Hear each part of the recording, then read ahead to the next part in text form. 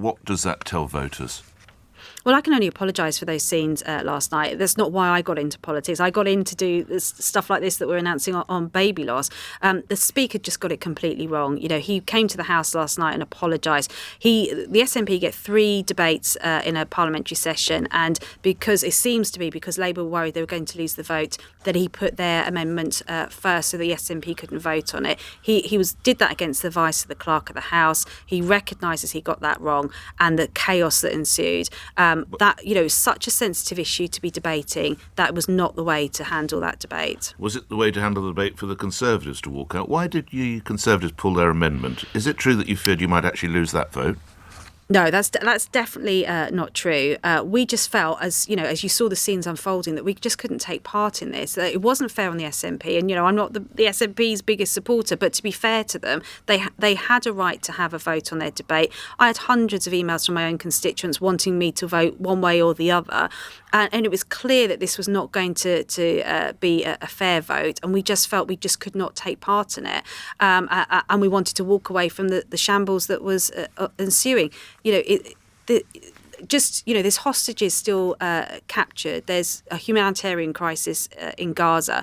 They are the issues that we should have been debating last night, and the Speaker does need to recognise. You're confident that your colleagues would have voted for the government motion? Yes, I think we've been pretty clear on that. We had a similar vote a few weeks ago, and the party, we were pretty united on that. So that was not the reason that we pulled out of it. Should the Speaker stay in post? Well, I voted for Lindsay Hoyle to become the Speaker. I've always been a big fan of Lindsay. He's normally very, very fair. This was completely out of character for him. He was absent from the chamber for most of the morning. It was clear there was some negotiations going on, some heated debates in the corridors around the chamber, and whether pressure was put on him by Labour, who were going to lose their vote, I don't know. But he went against the advice of the clerks of the House. That is a bit of a red line. But let's see what he says when he meets the Leader of the House and the Chief Whips today. All right, Minister, lastly, just coming back to the fiasco of last night, I'm told you tweeted about Sue Gray being seen on the Speaker's corridor prior to the debate. That's obviously an implication she was in some way involved in conversations with the Speaker.